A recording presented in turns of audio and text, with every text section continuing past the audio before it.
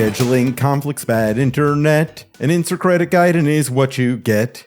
This is Insert Credit Gaiden, one of those non-main quest markers on your podcast minimap.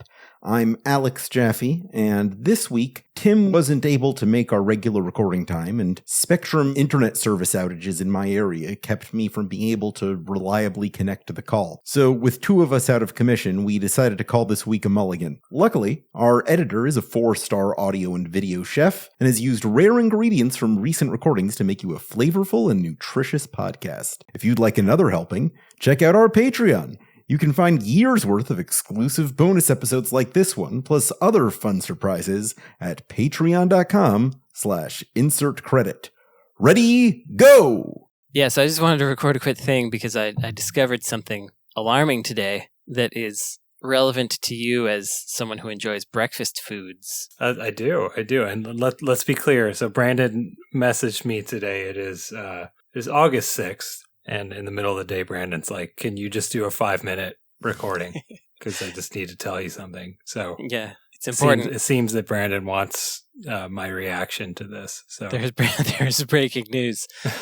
There's breaking breakfast news. Breaking breakfast news. Yeah. So I'll just set the scene for you, which is that there was a thread on the Insert Credit forums. This is a little forum drama where one of the mods was... everyone was talking about candies and things, and one of the mods started talking about dunking their digestives, and it's it's a British person, and so yeah, of course, digestive biscuits. Yeah, everyone understood what they meant actually, but people were joking. Oh, it sounds like you got a stomach problem. Dunk your digestive, and so he then professed to thenceforth he was not going to use any more words that would confuse Americans. Okay. Was what he said he was going to do. And then he said, actually, I'm not really using my digestive biscuits with tea anyway. For afternoon tea, I'm having flapjacks. And people are like, oh, it's kind of weird to have pancakes in the afternoon. Oh, no, does flapjack mean something else? Flapjack means something else. And I have to show you what a flapjack is. I'm going to post it in the chat. This was the big deal today. Okay. Was that I learned that this is a flapjack. Whoa, it's an oat bar. Yeah. A flapjack, also known as a cereal bar, oat bar, or oat slice. Yes. It's a baked bar cooked in a flat oven tin. Okay. So I'm looking at some raisins and oats and heat, some sort of fat. Yeah. It's just so outside of what a flapjack is, and if to us, to like 381 million people in North America, that's a pancake. What do they call pancakes? Do they call them pancakes? They call them pancakes, but then I found out something even more disturbing, which is that someone was saying, how deep does this go? That American pancakes might be referred to as a drop scone. Drop scone. And it was just... It was really just like me finding out British people call flapjacks, what I would say is like a granola bar or an oat bar. Yeah. They call those flapjacks. And then British people coming back to us being like, what is a flapjack to you? Never heard of anything else. And for the British people, to us, a flapjack is if you go to a diner where they might say, more coffee, hun? Right. Pancakes are flapjacks there. Yeah. Like if there's no such thing as unlimited pancakes, but there is such a thing as unlimited flapjacks. That's right. So this was just it was a disturbing disruption to my day. Yeah. And I had to let you know. I can see how this would mess you up. Like, I think drop scone is the final nail in the coffin. Is it made of different stuff? No, it's basically exactly ours. So anyway, I think we have to go back to war. Yeah. With the British. We have to claim further independence. Somehow. Yeah, we got to get even more independent because of the flapjack problem. Okay. Well, so the term always made sense to me for pancakes, like meaningfully. Like, oh, sure. Yeah. It makes, but now that I'm thinking about it, it's like, why? Is it because they're floppy? Is that a flap? Well, flap and flop, the same thing, right? If you look into the origin of the word, the flap had to do... Which clearly you have. Let's go. Which I have, yes. Yeah. The flap has to do with flipping it and pan frying it on both sides. That's a flap? That's a flap. What's flap mean? I don't know why it means that, but since the 1600s, something that is flapped referred to in baked goods referred to something that was baked on both sides in a pan and you flipped it. Is that are oat bars in this? They're not. They are baked. So, they're baked like in a pan. So there's no flapping of a British flapjack. No flapping of it is they who have strayed from the path of God's light. It does seem that way, but I would think that a food like this predates our independence. I would think that it does. We took the term from them somehow. It's their fault. So here's the etymology. Flapjack, noun, pre-1600, from flap, verb, and jack, noun, using the personal name in its generic object sense. So called from the process of baking it by flipping and catching it on the griddle when done on one side. So that's what flap means. So we have it right. Objectively. We're right. Because flapjack makes no sense referring to a baked oat bar. They changed it to this baked oat bar in 1930 or so. 1930? I know. They knew better by then. They should have. So that's why we have to go back to war. Okay, I'm in. Sorry, Brits. Yeah. Okay, that was it. I just needed you to know about Flapjack. I understand why we had to arrange this call. This was so weird. Important breaking news. Yeah. And I'm pretty mad. Yeah, we'll get them. We'll get them next time. They look pretty good, though. I mean, I've just been. They do. I would eat those. I'd eat them. Photo of a flapjack (parentheses oat bar). Yeah, I would absolutely eat them by a different name. Yeah, oat bar, for example. Yeah. Well, all right. That's it. Insert credit Gaiden. That's right. Entire episode. Woo. Okay. Talk to you later. Right. Bye. Bye. 82 years of superhero cereal boxes. I was like, yep. I'm in. That's me. That's where I'll be. Tell me about Kellogg's Pep. Exactly. That's where I will be Thursday at 9:30 a.m. We'll be learning about comic book superhero cereal boxes. Show me those decoder rings. Let's go. Oh, boy. Well, I've been very busy because DC Comics opened an official Discord channel, and my job there is to be the guy who knows everything about comics that people can ask whatever they want to. So I've been doing that like 16 hours a day. Oh, God. Yeah. What? How much does that pay you? Not enough. Yeah, 16 hours a day. Not enough. We still need to make those compliment me on this t-shirt or I'll die shirts. Oh, I don't remember that. Is that from a past episode? Yeah. Reference? That's pretty good. Mm-hmm. I don't know if I'd wear that as often as I would wear this. So. Yeah. I can't hear you, Tim. What is my activity? I'm chilling. It's very interesting that you, Jaffe, said you can't hear me because I had not said anything. Oh. Did it look like I'd said something?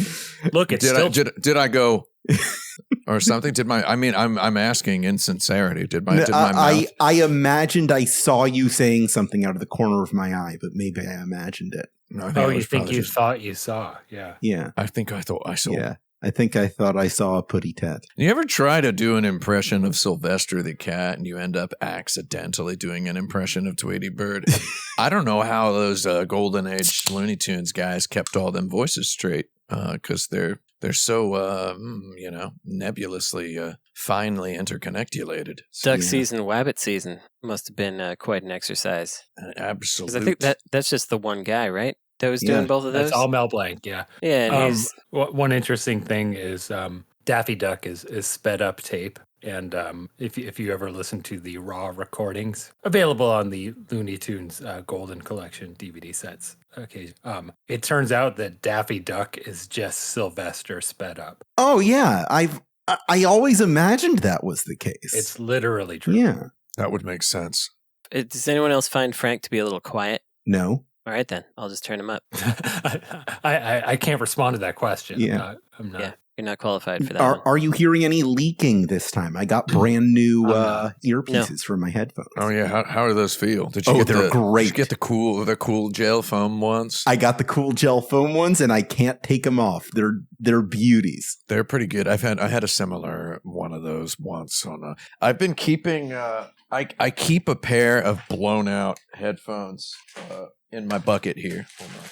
Oh yeah, for I got a visual aid to like joke about on live streams. Go, oh, my headphones are killing me because I frequently receive irate messages from people who they take offense to the fact that I seem like I'm enjoying my life too much. So I like to ham up my lowly stature by demonstrating my blown out headphones. I actually did that for a whole year, not letting people see these on the stream. And then the day I did, I got a message from a guy saying, "You bought $600 headphones." Anyway, I keep the blown out headphones around, the post-apocalyptic headphones, because they're just very funny to use in like B-roll shots on videos when showing myself wearing headphones. It's a very good visual to have the blown out ones. Yeah, my old ear cuffs look even worse. I'll pick them up during the break maybe to show them off. But yeah, they get shredded. They start popping and ballooning off, and they get all twisted and weird. Looks like I got some vinegar and baking soda in them or something. Yeah, it's wild. Comically, as is the usual tradition, Mimsy has jumped into the bathroom the instant before the break. It is funny. That is very funny. She's got great comic timing, I have to Jenny. wait for Mimsy to get out. Well, I'm going to go now. I'm going to sit here like a creep. Brandon's hair's getting long in the back. Dude needs a haircut. Warner Brothers Discovery is considering splitting into two companies. What? Who could have seen this coming? Oh, I love it. I love it. They're going to be Min and Max. They're going to have like two streaming services. All right, Mimsy's out of the bathroom. I'll be right back. Yeah. I don't know, man. It's a panel on whether there's too much Star Trek continuity. I don't even know most of it. I just only watch The Next Generation. But it's like, I'll listen to some nerds talk about that. There's being too much Star Trek. Yeah. I will be avoiding this thing called Browncoat Meeting Room. Oh, that doesn't sound good at all. Oh, I bet I know what that is. I bet that's a Firefly thing. Yes, absolutely. Yeah, that's exactly what that is. Yeah. That is people who are still really into Firefly. Yeah, man. Do you think the people who are like really into Firefly watched all of like The Rookie? That they'll just watch Nathan Fillion in anything? Oh, that's a good question. I think people who are really into Firefly will watch just about anything. That's my opinion. No, maybe, or they just decided that's their thing. I think they all watch Buffy. Sure, they watch for Buffy. sure they watch Buffy. I guess they are still super into Joss Whedon. Yeah, do you think they watch his sexual assault trials and stuff with rapt attention? Well, I think they defend. Oh yeah, like the Johnny Depp fans. Yeah. The reason this came up, Brandon, is because I'm looking at the Comic-Con schedule and I'm avoiding Browncoat Meeting Room 2 p.m. on Thursday. See, yeah, weird. Or maybe I should go in there. I don't know. I'll have my audio recorder with me and go be like, so what's up, man? Yeah, just see what a Firefly fan is like in 2024. I'm kind of curious. They're probably all talking and eating constantly. That's my main thing that I remember from Firefly is how they have a Jim Henson puppet and then they waste it by having him talk and eat in every single scene, just constantly, every time. Jim Henson? Yeah, he's back. He's back. Did you know he died? No. Yeah, he did, but he's back now. He got resurrected by an RPG priest. Yeah, by an RPG priest. Yeah. Nurse Nancy. We don't know if Nurse Nancy can revive from the dead because it's a single character. Yeah, it's never been tried. You never chance upon her. All right. Yeah. Whilst coffin bound. She does charge you. So. I just call her Nernan, is what I call her. Okay. It's true. Well, we got to find a doctor that doesn't charge, like in the first town of an RPG. All right, let us get back into the show. Welcome back. Your place is very dark, walled. Yeah, it is, yeah. It's like my old garage that I turned into an office, so I can have a bit of quiet, basically. Yeah. That's cool. Where do you live again? I live on the south coast of England, about an hour outside London. Mm-hmm. What's the town called? Well, I'm in a really little town called Barnum, but it's quite close to the city, Chichester. But most people know Brighton, which is not that far away. So. I see. Yeah. I just I watch this show called The Repair Shop. Oh which is- yeah. That's yeah. that's 10 minutes from my house. Seriously. Okay, cool. Yeah, the way they Yeah. filmed that. And I enjoy all the extremely made up sounding names like Worcester upon Time or whatever. It's like, is that a real thing? Is that how you guys talk about stuff? Yeah. So I was wondering if you lived in one of those kinds of places that had like a bunch of consonants. X upon Y or whatever. No, none of sort that. No, yeah. What does that mean when like is that like that's the name of the river. So like Newcastle on Tyne Yeah. means it's the city on the River Tyne. Yeah. Okay. It's you're not being What? a pretty good representative of your country by hey asking questions like that. it's very It's very well very- established my lack very- of knowledge of very, geography and very, very simple history of English linguistics principles here.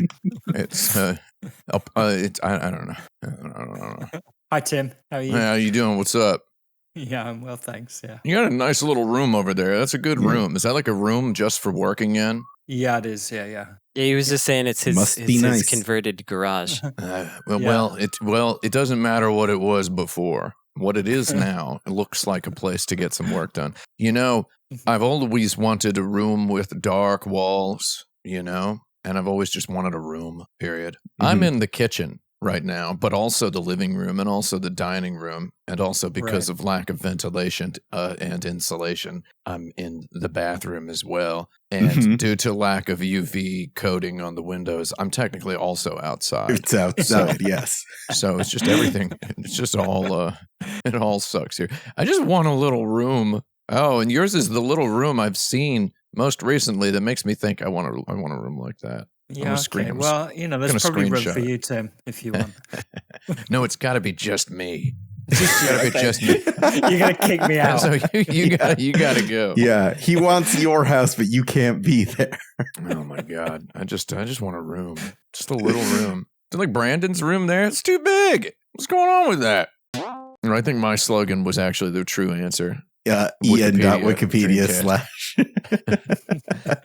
/ Yeah. All right, I'm gonna get some I'll water. give you points for that one. The audience member must read the Wikipedia page in English to truly understand, because only in the English-speaking world do we have people weird enough to make Sega Dreamcast's Wikipedia entry longer than that of Gandhi. I think it's longer than Gandhi. I like using Gandhi as the example. It's like, what video game Wikipedia articles are longer than the Wikipedia article for the life of Gandhi, right? It's Final Fantasy VII's, absolutely, right? That's a future lightning round segment, Jaffe, if you want to. Oh, yeah. Man, that's a pretty good do Wikipedia shootout. Wikipedia word count shootout. Yeah, you can call that's it. great. Oh, I'm already planning this in my head. Yeah, absolutely. like you take two video games and you say which one, and then you take a video game and you take a historical event or a relevant figure. The more obscure and the weirder, the better. Right. I think that's pretty good. Yeah, what's longer, the Dynasty Warriors series entry or the Romance of the Three Kingdoms entry? Yeah. Well, I think I know the answer to that one off the top of my head as someone with a degree in Chinese history. It's definitely Dynasty Warriors. I had to literally learn Chinese to study Chinese history. Like, what the heck? Shouldn't have had to do that, right? Yeah, what's longer, the article on Knuckles the Echidna or the article on echidnas? I could do this. Yeah. I'm going to get a drink that is a all little right. healthier than this Coke that I drink. I'll be right back. Go for it. Bevin it up, bevin it down. Come here, Beefus. Come here, baby. Come here. I got 2 dogs in here myself, but they're relaxing, so I'm not going to pick Yeah. them up because then they'll do barks. I've heard that the one that wins is the one you feed. And that's probably true. I got my dog here. We were talking about Queen Elizabeth II. I Googled Land Rover video games, and I discovered that there is a Land Rover DLC for Car Mechanic Simulator 2021 that lets you work on Land Rover Range Rovers. So seeing as she has owned or had owned dozens of them, and driven them in real life. She could, in fact, dismantle it. Exactly what you're describing there. I think she learned to do it in the war, how to completely dismantle a Land Rover and put it back together again. So it's spot on. Yeah, I think she would enjoy having, because she's probably had not done that for a while. So it would be a fun thing to do in a video In a game. video Yeah, game. her TikTok channel would be pretty interesting, I think. It's all like car maintenance stuff. Yeah. It's interesting to think about historical figures and to be like, I bet that person was interesting, but we'll never know, for they lived before social media. But then Queen Elizabeth, you think probably was pretty interesting, but we'll never know. Even though she did live through the media, you only got to see you got to see a sliver. You got to see the queen risks part. would be too high to give her a Twitter account, you know? Yeah, exactly. Yeah. You don't know you're going to get there. Very happy with this piece. Oh, yeah. Oh, wow. Yeah. At first, I was like, I don't know. Her face is obscured by smoke. Maybe I don't like this. But For those listening to the bonus content, this is, I believe, an animation still from the Paula Abdul Opposites Attract video. Yep. Yeah. Of MC Scat Cat blowing smoke into her face. Yeah. During the line, I like to smoke. Very good. What else? There's this guy who does these cartoon comic strips kind of about celebrities. They're not very interesting or good, but he was selling some of his originals, and it's really like this one for some reason. Oh, yeah. Just a little like bio thing about Frank Gorshin. Ooh. But Gorsh. Yeah. How is Goofy like the Riddler? He's always Gorshin. So here's an Artist Alley find. I just really like this lady's art. Oh, that's neat. All the game ones are like sequential. Like they're like, so like the one next to Jenga is like scissors just lost in rock, paper, scissors. Blasted. Yeah. Pretty good time with her stuff. What else? Oh yeah. These little kids had these like free, they had this local graphic novel club and they had their little comics for free. Potato Cat Deep Fried. Criminal Besties is definitely the standout of the three. Uh-oh. Yeah. Gotta say. It's also a really good name, I think. Mm-hmm. Like Criminal Besties. The Tale of a Ice Cream Dude 2. Yeah, he was like, I only have one copy left of issue 1. So I was like, can I stand here and read it so I know it's out? And he's like, yeah. So I read through issue. I couldn't tell you what happened. You're That's current. good. You don't want to lose your context for Exactly. The Tale of a Ice Cream Dude. It's not written by like a 5-year-old. He was somewhere between 5 and 17. Okay. Impossible to tell. Yeah. I like this lady's art. About some of that. And I never thought I would have like some superheroes on my wall, but dang it, I like this Art Adams piece of X-Men from when I liked X-Men. Oh, that's nice. Oh, there's Wolverine. Yeah, Wolverine's in the X-Men. The little Wolverine, little tiny. Deadpool's friend. I started watching that X-Men 97 show. Mm-hmm. Yeah. You mentioned. And it turns out that I guess you do have to like superheroes more than I currently do to enjoy that show. Oh yeah, because it's like they really hit the tone of the previous show. How far did you get? That I managed to get through 2 episodes, and I was just like, this is. I'm not gonna say like it gets better as you go, but I do think it's objectively true that it is an on-ramping of like 90s tone, and then it becomes its own thing. Well, it's not very interesting so far. Yeah, I think if you're done after 2, you're fine. Just I only watched 1 episode myself, but I was like, I'd watch more, but not, wasn't super excited about it. But I've seen all of those Marvel movies for whatever reason. There's a reason, but I also did feel like being so out of the loop on superheroes. I was a little bit, who's this guy? Yeah, my impression is that X-Men 97 is specifically for people who grew up with X-Men 97. I did. Oh. Yes. I had a good time because it was extremely X-Men. It was... extremely? Yeah, exactly. It was very condensed X-Men. Alex, you were asking if I went to any good panels. Yeah. I could tell you about a panel that was very upsetting. Okay. Uh-oh. All right. I think I know about I want to hear about it. All right, Thursday morning. First panel time slot of the day was called 82 Years of Superhero Cereal Boxes. Yeah, I was looking forward to hearing about this one. Yeah, I was very excited also that to sounds hear fun. about this. I'm excited to hear about it now. So. Oh, great. Good. I actually do have some pictures. I can give you some illustrations as we're talking. So let me pull these up. So I got there Thursday morning. Now keep in mind, this is the opening of the show. So people who are buying stuff are all like lining up to buy stuff. But had a real crowd of people lining up with me to go learn about some cereal boxes. Walked in and this was before the panel started. Just a couple of cereal dorks with some cereal boxes. Very, very exciting to me. Like that's what I came for, you know? Yeah. Oh, I'm looking at those and I'm thinking I'm back. Frank, I don't know if you can see it. I have a beautiful Sony G Master f2.8 lens here, so it might be hard to tell what's on the shelf. No, it's pretty blurry.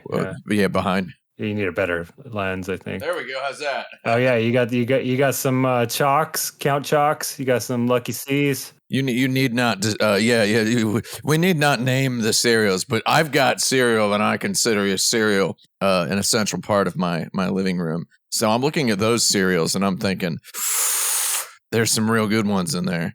So these two dorks, which I say lovingly. Let's just be clear. Yeah. First half hour of the show, they're just kind of showing some fun stuff. I took some pictures. We got anyone want to describe what we're seeing here? Kellogg's Cornflakes, bring your free dangle dandies with Superman. So you cut out your Superman dangle dandy from the box. Pretty good stuff. Package back. God, package back is such a good phrase. Well, Frank, I wanted to know what was that one from like 1839 or whatever it was. Oh, sure. There was I'll get to that. There's a commercial that they showed where the Hulk attacks and nearly kills some children before they I'm really honeycombs. Really interested in why this panel was depressing or disappointing. If I hear there's like a mass shooting coming up, basically is. Just hang on. Oh, okay. Oh, okay. no. I'm in suspense here. This is good. Let's see. There's another random example. Most of these are from the collections of these two guys. Just a delightful combination of my exact interests and suspense. Yeah. This is good. This is how you get people. There's a good 30 minutes of this. All right. Okay.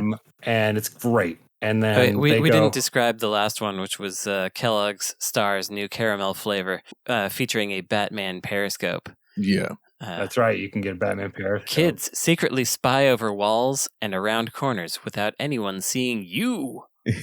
Only 60 cents. Yeah. And then, I found out, I didn't know this, that they kind of, I guess, A/B tested the Frosted Flakes mascot. So this is one of them. Oh, there was a kangaroo at one point. Yeah, there was also the Tony the Tiger. Tony won. All right. So about 31 minutes in, they say, okay, we have a special guest. I think you all know who it is. I'm like, I don't know. Who is? No, I don't know. Yeah, wow. There could be anybody. This guy wearing a blue coat walks in. Oh, God, was it Robert Downey Jr.? Wait, was this where Robert Downey Jr.? No, this is not Robert Downey Jr. Yeah, this is where he announced he's Dr. Doom. That was a green coat. This guy with the blue coat comes out and puts some Funko Pops up on the stage. Oh, yeah. Introduces himself. His name is Fun Maker Mike. Okay. Oh, no. Fun. You don't make fun. Fun happens, bro. And he starts pulling out the Funkos, and everyone's like hooting and hollering at this point. And I realized that I'm behind enemy lines somehow. Yeah, you made it. You infiltrated. He's like, okay, I'm going to do my presentation, and his presentation looks like this. He starts, I believe, with the words, "I don't know anything about cereal, but," and then starts to give a presentation about how nice it was to watch cartoons with his brother in the 60s and how nostalgic he is for that. And then... Wait, was he the... Never mind. There's a photo. Maker Mike works for Funko. Okay. There's a photograph here, and I was joking, like, which one of these kids is he? Which is a joke because it's clearly not him. So he picks up one of the Funko Pops, and he's like, okay, time for a giveaway.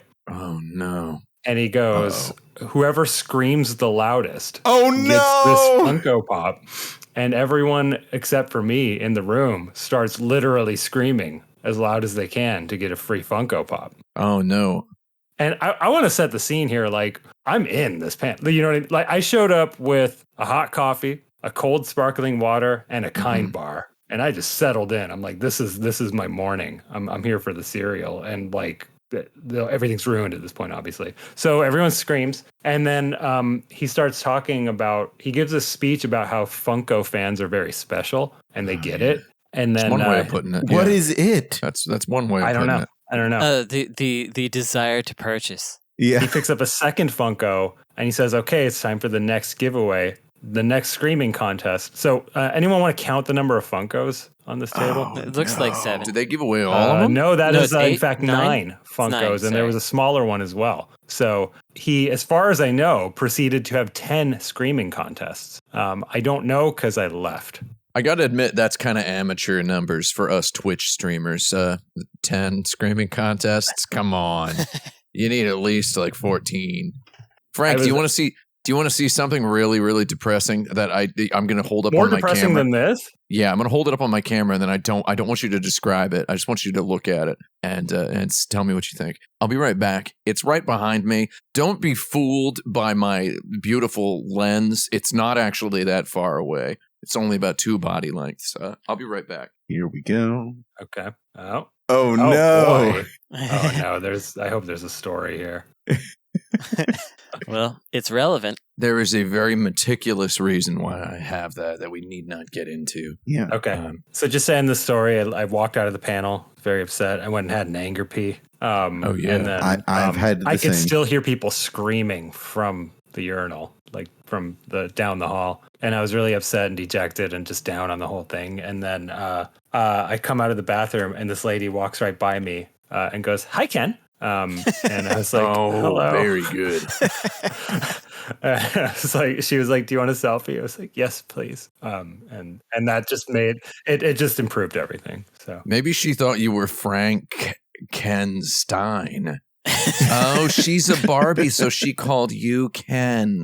Yeah, she was doing the hi Barbie. I'm looking at the photo. I thought she was mistaking you for Frank Ken Stein. No. I see. I thought she was. Yes. I No, thought she was walking around in Barbie packaging in full Barbie dress, saying hi Ken to the male appearing people and hi That's Barbie to the nice. female appearing people. Franklin Kenneth Stein at your service. So between the anger pee and the Barbie selfie, I felt a little better and That's walked good. away. Thanks, Barbie. Thanks, Barbie. All right, should we get this Yeah. starty parted? Yeah, Let's get this starty parted. Here's my zone. Oh, we're now recording. I love to be in a zone. Doop-a-doo. Yeah, here we are. Shabba-da-dow. Hey. Easy to Skibbity-bop. beat. Man. God, it's amazing what an outsized position that takes in the minds of persons of a certain vintage. The one Seinfeld episode where they went, literally "Hey, the only Seinfeld episode that did skibbity it. beep." Everyone hated it so much that people like you and I can call it to mind. I've probably only seen that episode twice in my life, but it's stuck I don't there. remember which episode it was. I think it's the second. It's like the I thought it was the second episode, but it No, probably it's wasn't. deeper in. Yeah. That makes more sense because you were like you were really used to how it sounded, Right. and then they changed it, and you're like, go to hell, get out of my face, bro. Yeah, here it is. What, you found it? Yeah, it's The Note, which is The Note. What episode was it? What season? Second season? Season 3, episode 1. Season 3, episode 1. Yeah, they really got you in there. Yeah. God, embarrassing. Have you ever watched the video of the guy who wrote the music talking about how he did it? Yeah, doing like that improvised thing for every episode. It's so like you look at that guy and you're like, oh, he was just doing drugs and having a good Yeah. time because he's like, and then I was doing this tippity tip tip, and then I thought, what about this tippity tip tip? And it's like, man, what were you doing? What were you actually doing? But I hope he's a millionaire. I hope he never runs out of drug money. that's right. I think I mentioned this on here before, but a buddy of mine in high school was so depressed when he found out that the Seinfeld theme was done with a synthesizer. I assumed it was. And not a bass. He thought it was like a real slap bass and that someone was really good at it. And I was like, it sounded like a synthesizer to me. And he's like, you don't know anything about bass. It really sounded like a real bass. It's like, but wait, I'm right. I'm confused. Yeah, okay. I'm going to get some water. Yeah. I'm going to do that too. My goddarn dog smells like somebody put goddarn turds in the microwave. Let me tell you, he needs a bath. You ever working in an office and somebody microwaves like a KFC bucket of turds for lunch and it just stinks up the whole office? I have. Yeah, famous. Like there's a stereotype of bringing fish leftovers. Yeah, the fish especially. They always do it too, and My recommendation this week is if you bring fish leftovers to work, it's on you to eat it cold. Yeah, you got to eat it cold and in the dark. Mm-hmm. All hissing. Yeah, you got to eat it in the dark. Eat your cold fish in the dark tonight. On CBS. I forgot that I brought the DVDs out here. I didn't show you the DVD for Night of the Snake. Nice. Sorry, Night of the Cobra Woman. There it is. This lady right here, not in the movie. Wow. Just FYI. So that's not the Cobra. But she is if you hold the box gingerly in your hands That's true. While you Also, watch it. It gives you the impression that the movie's black and white, but it's not. Oh yeah, sometimes that's It's a stock image. It's called knowing your audience, I guess. It's like, this the audience we want to sell this to probably would only watch it if it was in black and white, and they probably also don't flip stuff over. There are a lot of book cover judges in our target demographic.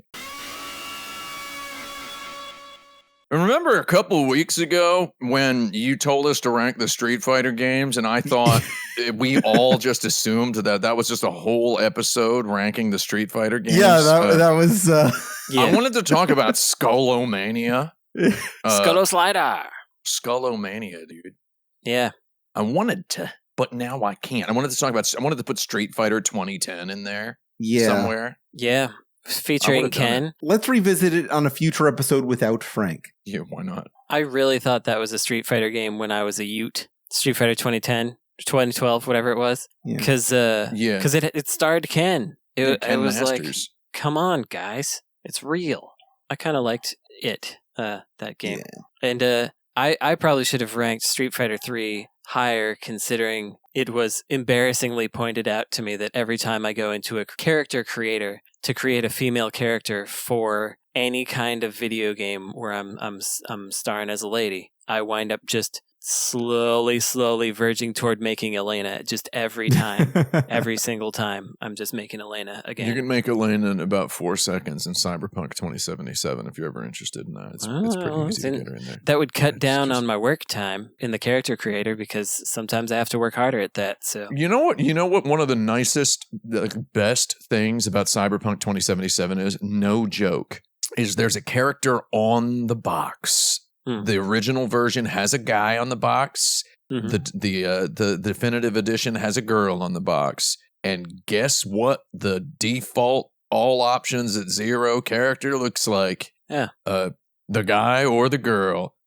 It's instantly obtainable. Oh, the box character. Yeah. And that is, in my opinion, the only way to do it. You have to do it that way. All video game developers, you must do it that way, in my opinion. Right? Mm-hmm. I don't think that's wrong. No, I totally agree. Design a character for me. Yeah. Even if you're including a character creator. I 100% agree. I have been turned off of so many games. It's like, I need to make my own guy. I barely like to acknowledge my own existence. It's like Dragon's Dogma 2, one of the most delightful video games that I've played in a very long time, much less this year. It's like, you're telling me the company with the best artists and character designers in video game history, they've been hoarding them for decades, is forcing me to make a guy? Like, come on. Like, make some guys for me, dude. Yeah. Like, all the NPCs look so cool. Mario Maker, I thought that was your job. You just make one of those for me, man. That game rules, though.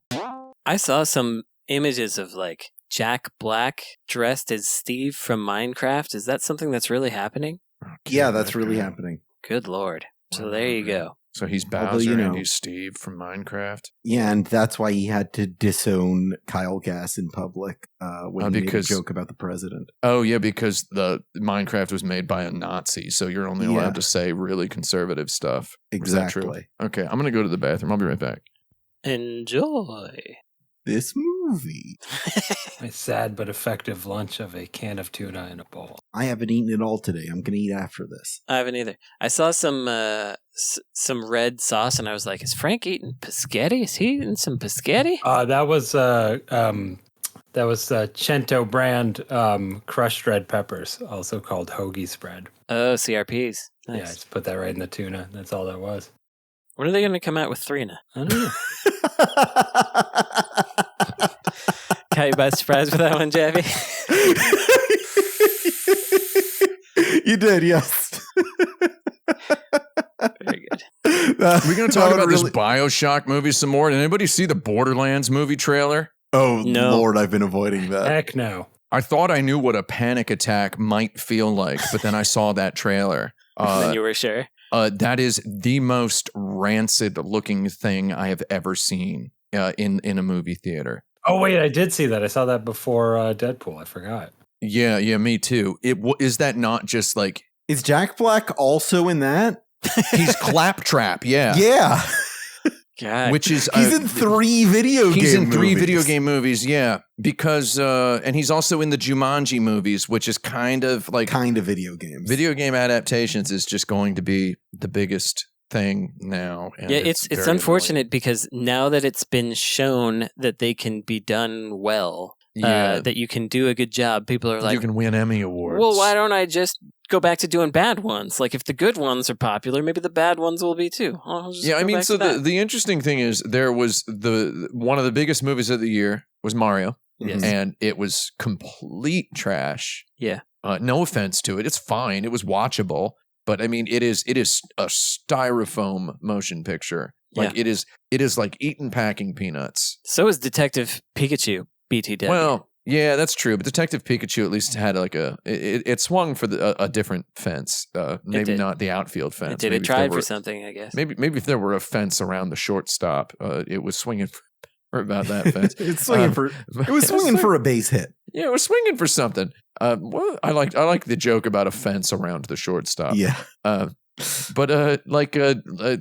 that Mario movie was swinging for the money, and it got it. And then there's The Last of Us show, which is not an adaptation of the video game. It's a port of the video game. They ported the video game to motion picture cameras, right? You can win Emmy Awards or you can be the biggest movie in the world, right? Yeah. Until Barbie comes out. You can be the biggest. Like, so it's, they basically, if they're trying to do a half budget for a BioShock thing now at this point, what was the budget before and what's the budget now? I don't know. That hasn't been revealed. It's just, and it's also rumored that the budget was cut. I assume it was like we're going to 200 million to 100 million. I don't know. Make a 90-minute horror movie. Make a Blumhouse. Like, I don't know. There you go. Yeah. That's the actual answer. Make an A24 horror movie. I think it's also quite possible that if something like Borderlands comes out and does poorly, that BioShock could just get canceled. Yeah, I think that's true too. Well, no, the Borderlands is if it doesn't do poorly, I'm going to be personally insulted.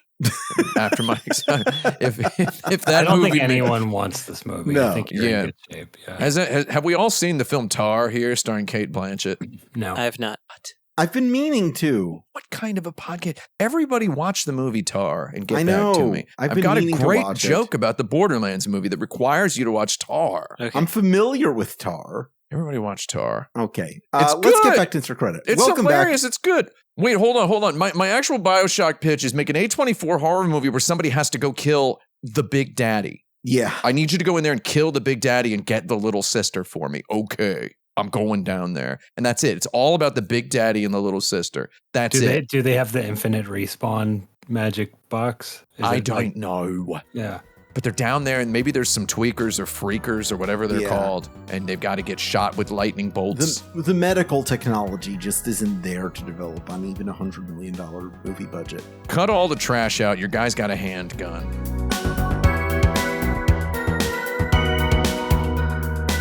Insert Credit Gaiden is a production of Insert Credit, edited by me, Esper Quinn, with original music by Kurt Feldman. Thanks for listening.